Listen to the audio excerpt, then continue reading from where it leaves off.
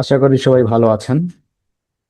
আজকের ভিডিওতে আমরা শিখব পপুলেশন এবং স্যাম্পল সম্পর্কে। পপুলেশন এবং স্যাম্পল আমাদের স্ট্যাটিস্টিক্সে খুবই গুরুত্বপূর্ণ দুটি টার্মস, এবং আমাদের স্ট্যাটিস্টিক্সের প্রতি লেকচারেই মোটামুটি পপুলেশন এবং স্যাম্পল টার্মস দুটা বারবার আসতেই থাকবে। তো যারা স্ট্যাটিস্টিক্স নিয়ে কাজ করবেন অথবা রিসার্চ অথবা হায়ার স্টাডি করবেন, তাদের কিন্তু এই পপুলেশন এবং স্যাম্পল এই টার্মস দুটা অবশ্যই ভালো মতো শিখতে হবে, জানতে হবে। সেটাই আজকে আমরা শিখব।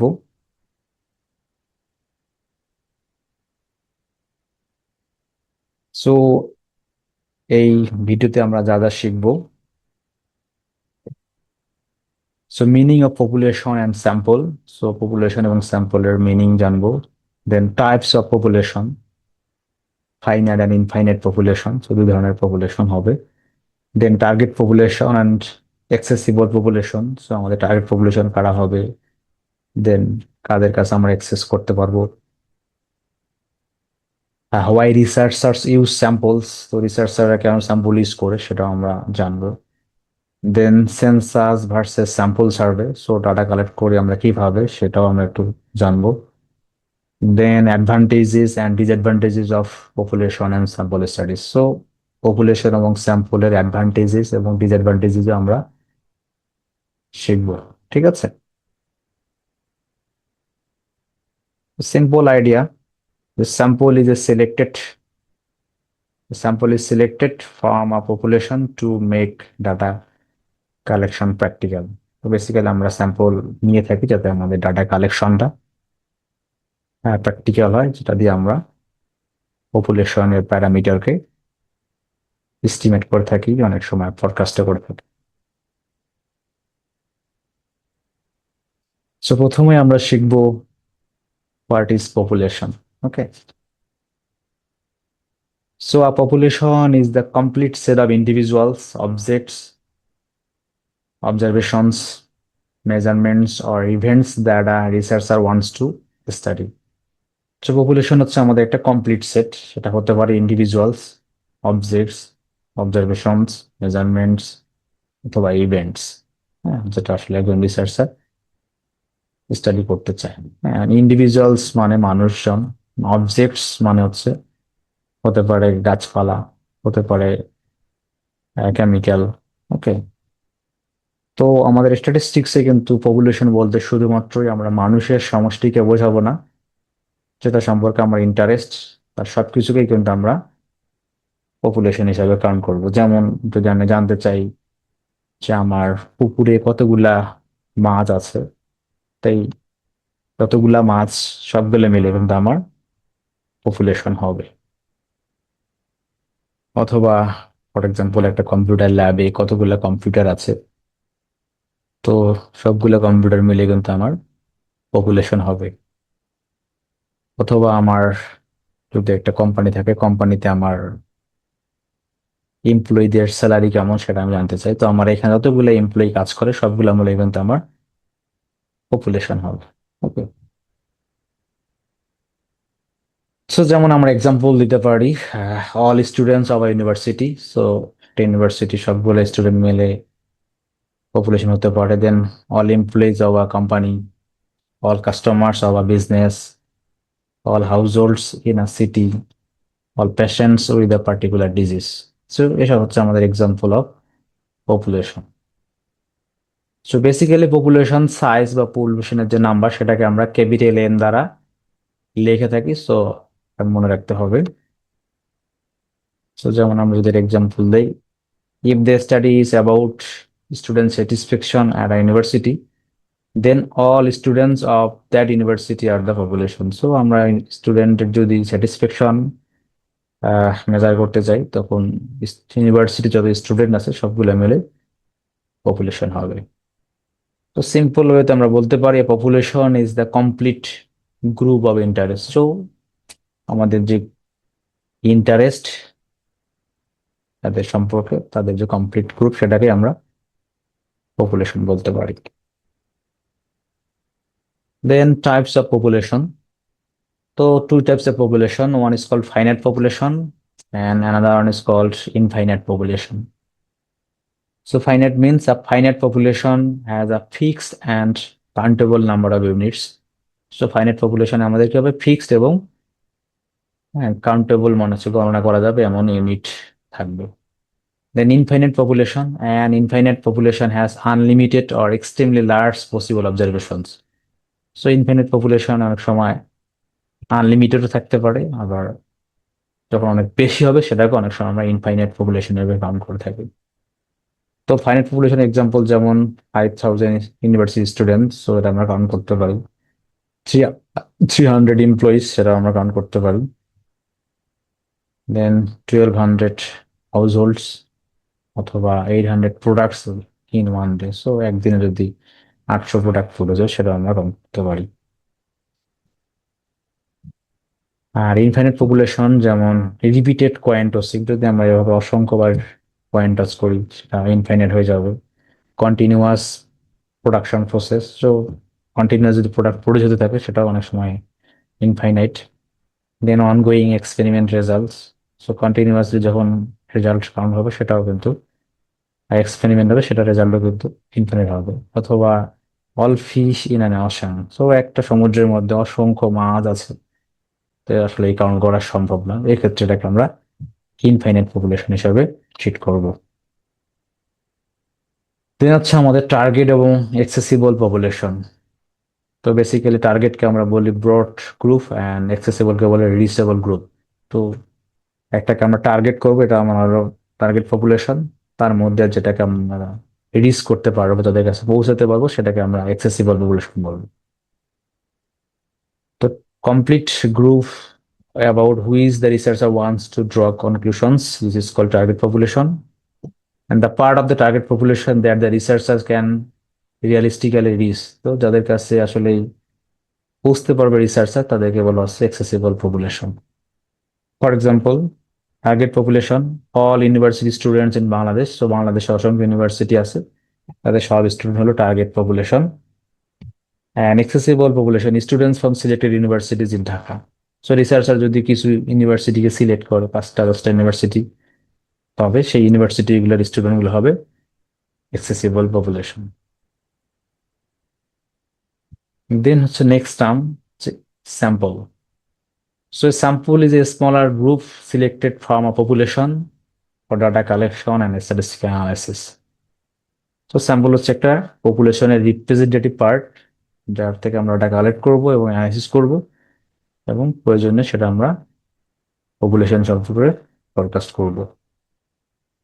So for example, a university has 10,000 students. So this is population in capital N equal to 10,000. And a researcher selects 400 students for a survey. তো সার্ভের জন্য যখন একজন রিসার্চার 400 স্টুডেন্ট সিলেক্ট করবে, সেই 400 স্টুডেন্ট হচ্ছে আমাদের স্যাম্পল। এবং স্যাম্পলকে আমরা বা স্যাম্পল সাইজকে আমরা স্মল এন ওরা ডিনোট করি। সো আপনাদের মনে রাখতে হবে, পপুলেশন সাইজকে আমরা ডিনোট করি ক্যাপিটাল এন দিয়ে, আর স্যাম্পল সাইজকে আমরা ডিনোট করি স্মল লেটার দিয়ে, স্মল লেটার এম দিয়ে। However, so a good sample should represent the major characteristics of the population. যদি আমাদের স্যাম্পলটা আসলেই ভালো হয়, তাহলে সে অবশ্যই পপুলেশনের মোস্ট অফ দ্য ক্যারেক্টারিস্টিক্সকে সে ধারণ করবে, এবং আমাদের যে ক্যালকুলেশন হবে সেটা অনেক ভালো হবে।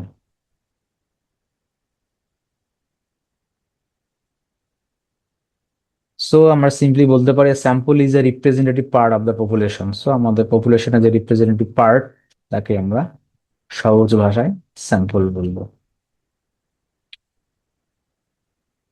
তো why is a sample used? So আমরা কেন স্যাম্পল নেব? What are the reasons for taking sample instead of taking a population? So basically there are 5 major reasons for taking a sample. The first one is saving time.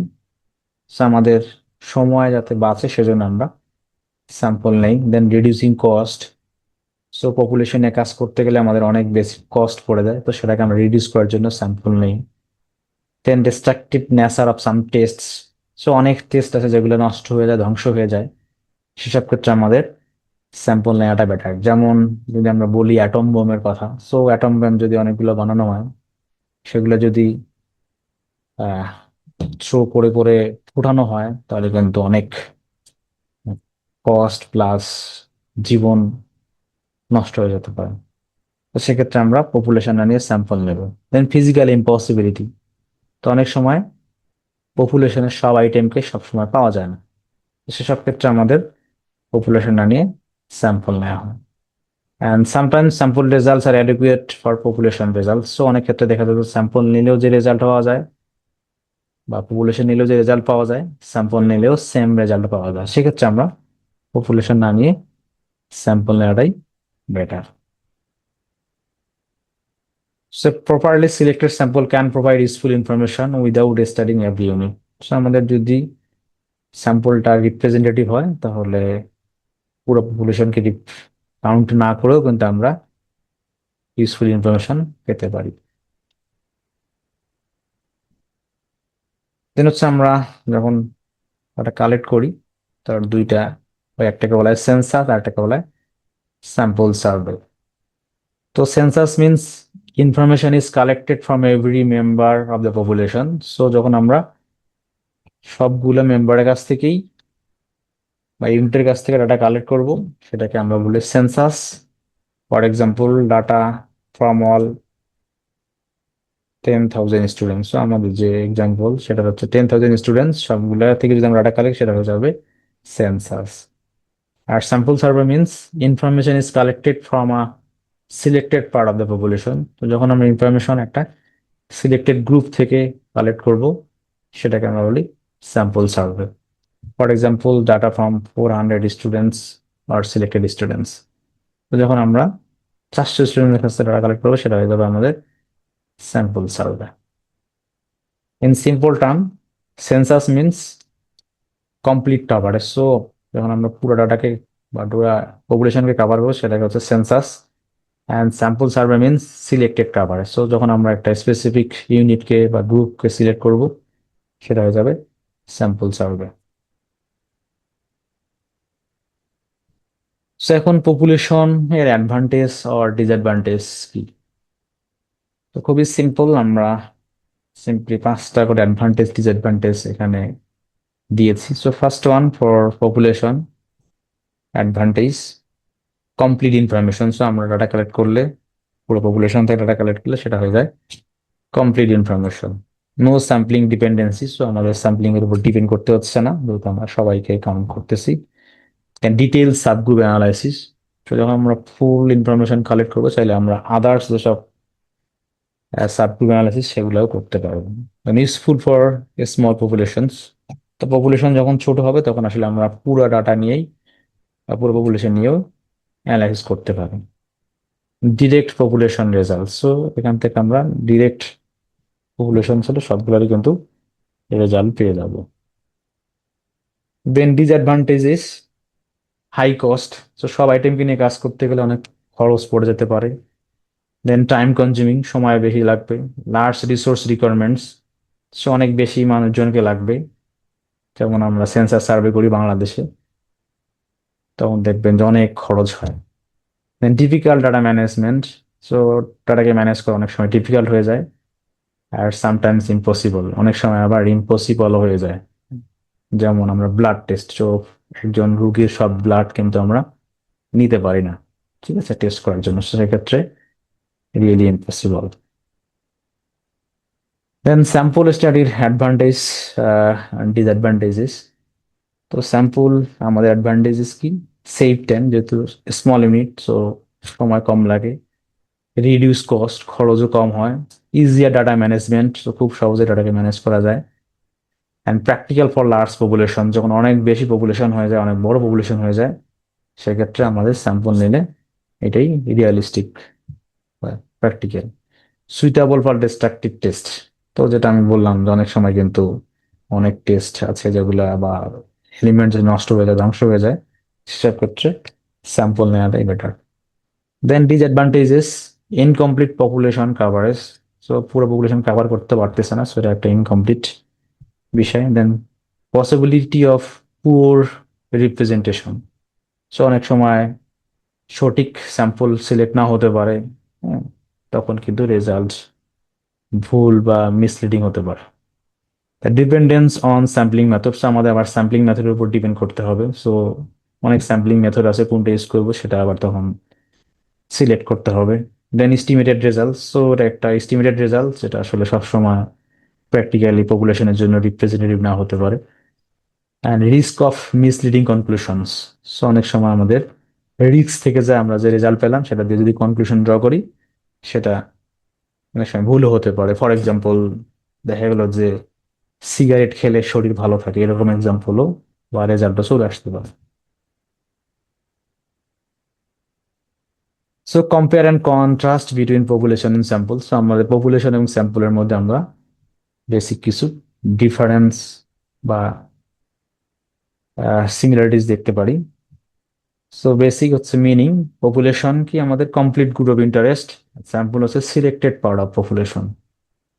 Then symbol, পপুলেশনকে আমরা capital N দ্বারা লিখবো, আর স্যাম্পলকে আমরা small n দ্বারা লিখবো। Then size, includes all 11 unit, সব ইউনিটকে include করবে। ইনক্লুডস ফিউয়ার ইউনিট, সো স্যাম্পলে অল্প ইউনিটকে ইনক্লুড করবে। Then data collection, every unit, so every ইউনিটকে ডাটা কালেক্ট করবে, প্রতিটা ইউনিট থেকে ডাটা কালেক্ট করা হবে। অ্যান্ড সিলেক্টেড ইউনিটস থেকে ডাটা কালেক্ট করা হবে। Cost and time, generally higher, so time cost বেশি লাগবে, স্যাম্পলের ক্ষেত্রে জেনারেলি লোয়ার, কম লাগবে টাইম এবং cost. Result, complete popular information, so যেহেতু কমপ্লিট পপুলার ইনফরমেশন, রেজাল্ট অবশ্যই ভালো হবে। অ্যান্ড এস্টিমেটেড পপুলেশন ক্যারেক্টারিস্টিক্স, যেহেতু পপুলেশনের estimated population characteristics, so result অনেক সময় মিসলিডিং হতে পারে। Suitable for small accessible population, যখন পপুলেশন সাইজ ছোট হয় সেক্ষেত্রে আমরা পপুলেশন নিয়ে কাজ করতে পারি।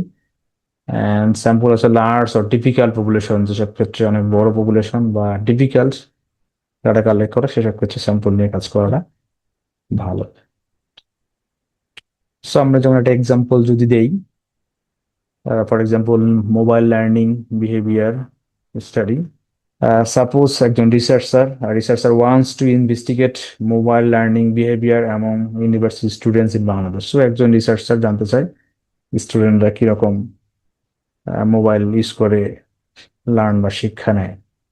এক্ষেত্রে আমাদের টার্গেট পপুলেশন কি হবে? Target population all university students in Bangladesh, তো বাংলাদেশের সব স্টুডেন্টস এখানে টার্গেট পপুলেশন।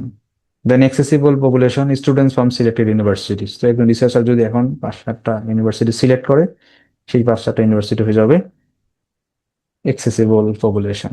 দেন স্যাম্পল সাইজ, ওই 5-7টা ইউনিভার্সিটিতে আবার যখন একজন রিসার্চার নির্দিষ্ট সংখ্যক স্যাম্পল সাইজ সিলেক্ট করে দেন তাদের কাছ থেকে কালেক্ট করবে, সেটা হয়ে যাবে তখন স্যাম্পল। দেন ক্যাপিটাল এন হলো পপুলেশন, টোটাল পপুলেশন সাইজ, আর স্মল এন হচ্ছে sample size. So the researcher collect data from the sample and use the findings to understand the larger population. সেক্ষেত্রে কি করবে? ডাটা রিসার্চার আছে, তিনি এই সিলেক্টেড ইউনিট থেকে বা স্যাম্পল থেকে ডাটা কালেক্ট করে সেই ফাইন্ডিংসটা লার্জার পপুলেশন, এক্ষেত্রে হচ্ছে পুরা স্টুডেন্টদের সম্পর্কে, ইউনিভার্সিটি স্টুডেন্টদের সম্পর্কে সে প্রেডিক্ট করবে, যেন ভালো মন্দ কোন একটা সে ইন্টারপ্রেট করবে, যেন ভবিষ্যতে যারা কাজ করবে বা আসলেই স্টুডেন্টরা মোবাইল লার্নিং বা মোবাইল ইউজ করে লার্ন করতে পারতেছে না, সেটা সম্পর্কে একটা এস্টিমেট পাবে। দেন আমরা কি কি শিখলাম এই ক্লাস থেকে, সেটা হচ্ছে population means the complete group relevant to study. তো আমাদের পপুলেশন বলতেছে যে আসলে আমাদের যে কমপ্লিট গ্রুপ বা যাদের নিয়ে আমি স্টাডি করতেছি তাদের পুরো সেটকে আমরা পপুলেশন বলবো। Sample means a smaller representative group selected from the population, তো স্যাম্পল হচ্ছে representative part of the population. Then population studies provide complete information but need more time, cost and resources. So population নিয়ে আমাদের কাজ করতে গেলে কি হবে? Time, cost এবং রিসোর্স বেশি দরকার হবে। Sample studies are faster, less expensive and more practical for larger or large populations. So sample study বা স্যাম্পল আমরা নেব, সেটা নিলে আমাদের স্টাডি ফাস্ট, কম খরচ এবং বেশি প্র্যাকটিক্যাল হবে বড় পপুলেশনের জন্য। and then a sample should represent the population properly. এবং আমাদের স্যাম্পল সেটা যেন অবশ্যই একটা পপুলেশনকে সঠিকভাবে প্রেডিক্ট করতে পারে। সো নেক্সট টপিক হিসেবে আমরা শিখবো প্রাইমারি ডাটা এবং সেকেন্ডারি ডাটা। তো আশা করি আজকের লেকচার আপনারা বুঝতে পেরেছেন। তারপর যদি কারো কোনো কমেন্ট থাকে সেটা আপনারা কমেন্টে জানাবেন। সবাই ভালো থাকুন, সবাইকে অসংখ্য ধন্যবাদ।